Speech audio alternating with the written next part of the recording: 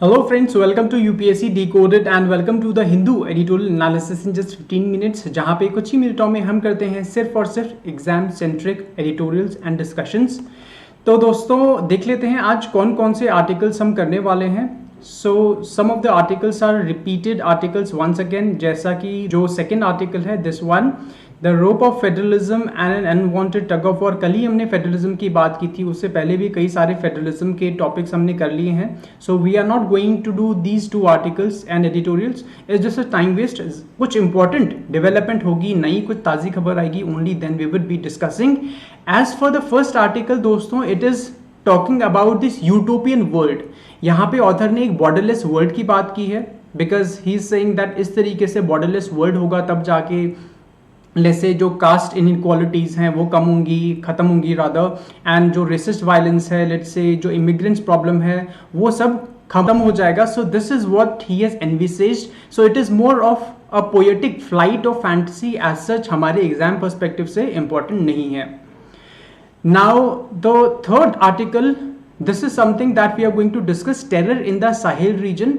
तो ये आपके लिए कैसे इंपॉर्टेंट है, आप सोच रहे होंगे अगर साहिल रीजन में टेररिज्म है तो आपके लिए कैसे इंपॉर्टेंट है। There are two ways in which it is important, one is a prelims. अब प्रीलिम्स में कैसे, प्रीलिम्स में ऐसे कि हर साल वर्ल्ड ज्योग्राफी से एक क्वेश्चन आता है, आपको पता है। ये रीजन काफ़ी टाइम से न्यूज़ में, इस साल लगातार काफ़ी सारे इंसिडेंट्स हो गए हैं इस रीजन में, and as such UPSC can ask a question from world geography over there in the prelims. So that is the first way. The second way is that you can talk about this in your GS2 paper, international relations में। let's say Africa के ऊपर कोई topic है, कोई question है, तो आप mention कर सकते हो किस तरीके से इंडिया असिस्ट कर सकता है इन कंट्रीज को साहिल रीजन में, ताकि इनका सिक्योरिटी एपरेटस स्ट्रेंथन हो और वो इंडिया के लिए फ़ायदेमंद है। बिकॉज टेररिज्म की जो रूट्स हैं कहीं ना कहीं वो मिलती हैं, जो ब्रांचेज हैं कहीं ना कहीं इंटरकनेक्ट हो जाती हैं। एंड अगर हमको लगता है अफ्रीका बहुत दूर है, आज के ज़माने में कुछ ज़्यादा दूर नहीं है, इंटरनेट का ज़माना है, राइट, डिजिटल वर्ल्ड है, and the terrorists are also getting tech savvy, and that is why अगर हमको अपना सिक्योरिटी एपरेटस स्ट्रॉन्ग करना है, सिक्योरिटी और स्ट्रेंथन करनी है, तो हमको इन गवर्नमेंट्स के साथ, यहाँ पे कंट्रीज की गवर्नमेंट्स के साथ कोऑपरेट करना पड़ेगा। Plus you can mention in GS3 also internal and external security, तो वहाँ पे एग्जैक्टली सिक्योरिटी पर्सपेक्टिव से आप मेंशन कर सकते हो। तो खबर क्या है, खबर देख लेते हैं। Massacre of at least 160 people in a border village in Burkina Faso. अब बुर्किना फासो कहाँ पे है या साहिल रीजन कहाँ पे, अभी मैप में देख लेते हैं। बट आपको ये पता होना चाहिए वेस्ट एशिया में एक्चुअली काफ़ी सिचुएशन खराब हो रही है, लॉ एंड ऑर्डर काफ़ी डिटेरियोरेट हो रहा है, जो गवर्नमेंट्स हैं काफ़ी ज़्यादा चैलेंजेस फेस कर रही हैं। फॉर एग्जाम्पल पॉवर्टी का चैलेंज पहले से ही था, पानी का चैलेंज पहले से था, एथनिक स्ट्राइफ पहले से था, लेकिन अभी कुछ सालों से जो जिहादिस्ट एलिमेंट्स हैं वो काफ़ी वहाँ पे एक्टिव हो गए हैं, and a lot of these organisations, terrorist organisation have cropped up. For example you can see Islamic State in Greater Sahara. Apparently Burkina Faso की जो गवर्नमेंट है इसको ब्लेम किया इस टेररिस्ट ऑर्गेनाइजेशन को। देन नाइजर में भी 137 people were killed by jihadists in March. So 137 is a very big number by the way. It could be more as well. Even in Nigeria, Islamists control swathes of territories. Swathes मतलब vast amount of land, and have carried out abductions and attacks, including gunning down these many people. The same situation prevails in Mali. So ये जो countries हैं कई सारे back to back इस region में, specially waste Africa में काफ़ी challenges face कर रहे हैं. In fact from the terrorist organisations काफ़ी सारे आईसिस के और अल कायदा के जो मेंबर्स हैं वेस्ट एशिया से, सीरिया वगैरह से भागकर यहाँ पे चले गए, और उन्होंने भी इस चीज़ को ज़्यादा स्ट्रेंथन कर दिया है. That is Y in the last decade 2011 से लेकर 2020 तक एक्चुअली सिक्योरिटी सिचुएशन यहाँ पे काफ़ी वर्स हो गई है. तो ये तो रही इस चीज़ की बात कि क्या वहाँ पे सिक्योरिटी सिचुएशन है, तो आप मेंशन कर सकते हो if there is a relevant question, और आप उस कॉन्टेक्स्ट में मेंशन कर सकते हो ये चीज़ कि किस तरीके से इंडिया को सपोर्ट करना चाहिए. Now let's check out the Sahel region exactly कहाँ पे है. So these are the countries, this is the region. यहाँ से लेके सेनेगल से लेके Mauritania, Mali, Niger, Nigeria, Burkina Faso, Chad and Sudan and Eritrea also. So from the shores of Atlantic Ocean to the shores of Red Sea, ये पूरा region जो पूरी belt है basically, this is the Sahel region. South of Sahara desert, these are the Sahara desert countries, और इसके जो नीचे जो बेल्ट है this is the tropical savanna grassland. Savanna grassland जो आपने डिस्कवरी चैनल पे जो आपने वाइल्ड लाइफ डॉक्यूमेंट्रीज देखी होंगी बेसिकली इस रीजन से आती हैं by and large, and in fact इस रीजन में भी होता है wild life but not that much as compare to the savanna grasslands. So this is the area exactly that is infested by terrorism, और आपका होमवर्क है इन कंट्रीज की capital याद करनी है आपको, क्या नेचुरल रिसोर्सेज होते हैं, क्या ज्योग्राफी है, कोई प्लेटो है वहाँ पे या नहीं है, कोई माउंटेन्स है कि नहीं है, और वाटर बॉडीज हैं कि नहीं है, ये सब चीज़ें आपको पता होनी चाहिए, including the bordering countries, the neighbouring countries. That means अगर माली है तो माली के नेबरिंग कंट्रीज कौन कौन से हैं। सो वर्ल्ड ज्योग्राफी से एक क्वेश्चन हर साल, you can take it as a sort of clue that it can come in the exam, because काफ़ी टाइम से न्यूज़ में है ये region. Now let's move on to the next editorial and article, which is not exactly an article by the way, it is in the form of a question and answer thing।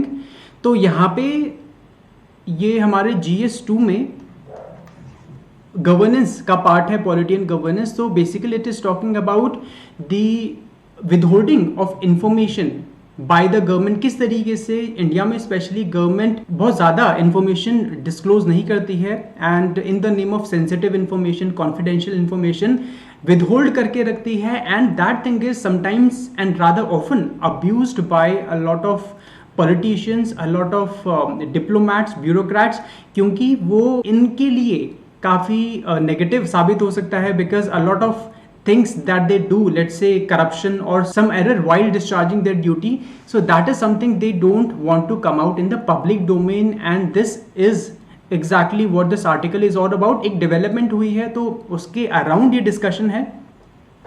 So last week the government of India prohibited retired officials of security and intelligence organisation from publishing anything about their work or organisation without prior clearance from the head of their organisation. Let's say रॉ है, let's say IB है, तो इनके जो retired जो officials हैं इनको permission लेनी पड़ेगी इनके हेड ऑफ ऑर्गेनाइजेशन से, जो सर्विंग हेड ऑफ ऑर्गेनाइजेशन है, कि वो एक पर्टिकुलर ऐसे आर्टिकल है या बुक है वो पब्लिश कर सकते हैं या नहीं।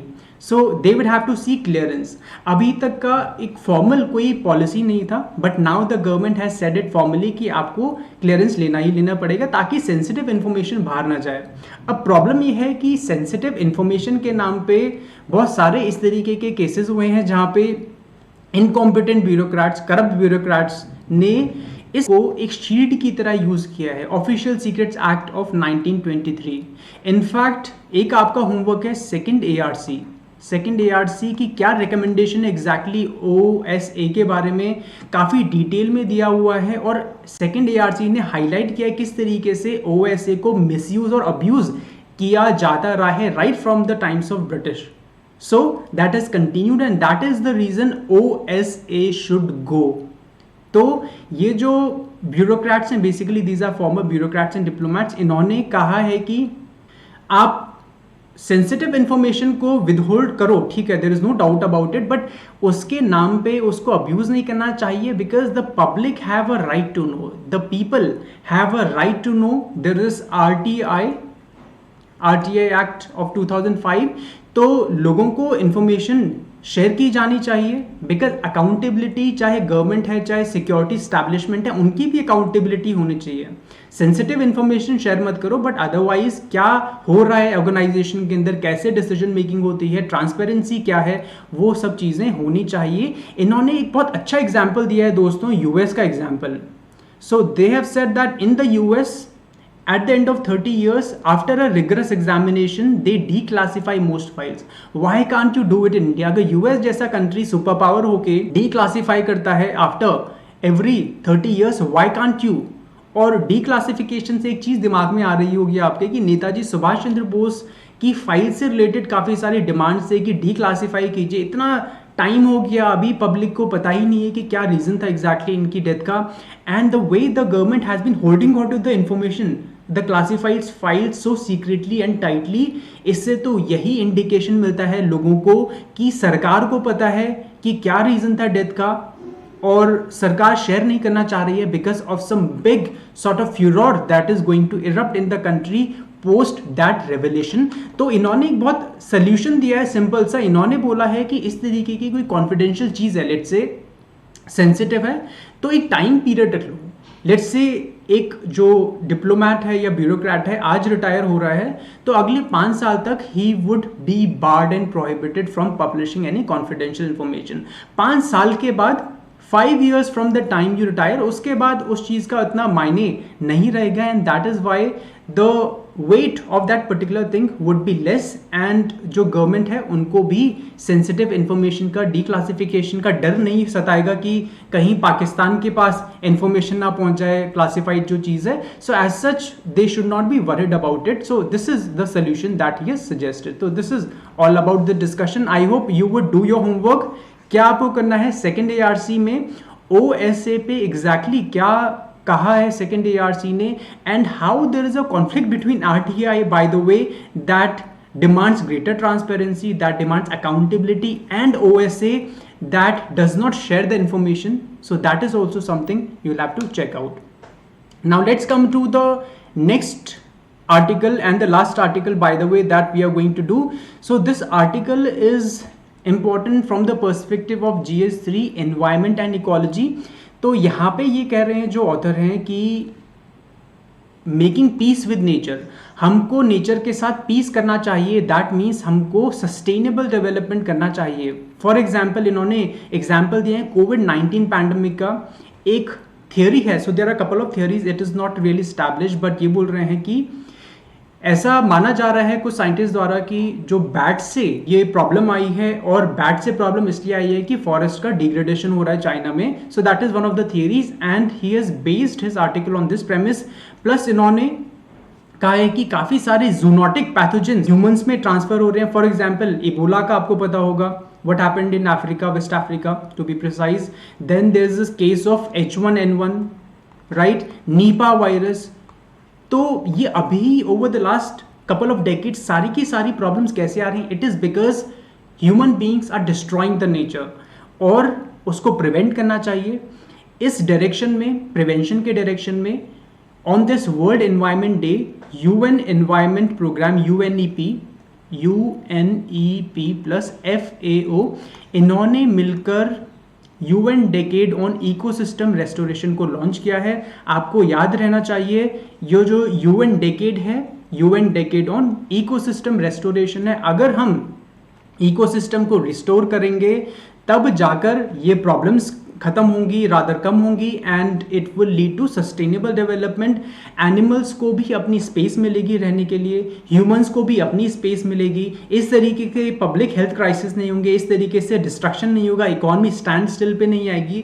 बिकॉज हम लोग अपने मतलब के लिए, एक फॉरेस्ट है, एनवायरनमेंट है, उसको डिस्ट्रॉय कर रहे हैं इकोनॉमी के लिए, पैसे के लिए। लेकिन you see what is the cost that we have had to pay. Corona pandemic की वजह से क्या कॉस्ट हमने पे की? It's such a terrible cost, be it in terms of economy, पूरी इकोनॉमी ठप हो गई है, मैन्युफैक्चरिंग ठप हो गई है, be it in terms of let's say the lifes of the people. So this is not sustainable. This is what the author is highlighting. कुछ डेटा दिया है, please note down the data, I am going to highlight. So he has said that India ने भी काफ़ी initiatives लिए हैं उस direction में। For example the prime minister of the country he promised in 2019 to increase the restored degraded land from 21 to 26 million hectare by 2030. So this is the first data that you can write in your exam कि किस तरीके से India right direction में steps ले रहा है।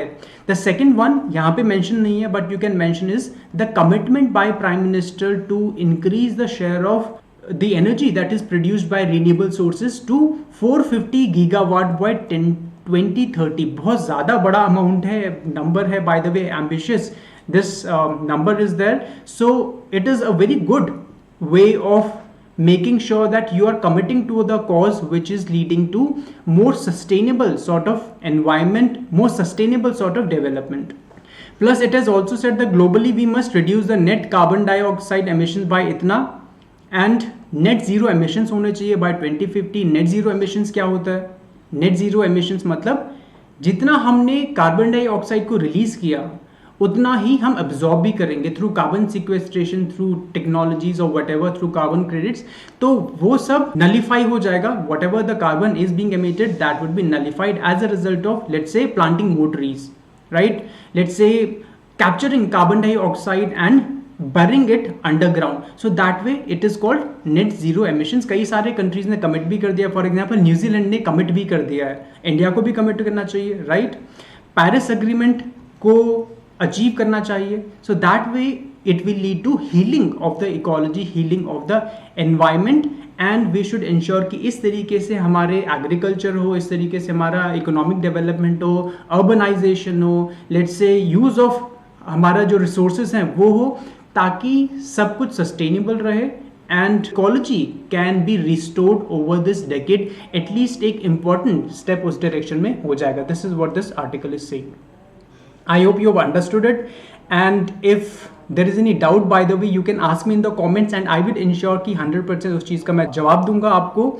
And all you have to do is like the session and keep watching these editorial analysis. So I will see you tomorrow दोस्तों at the same time. Till then, take care, have a good day ahead.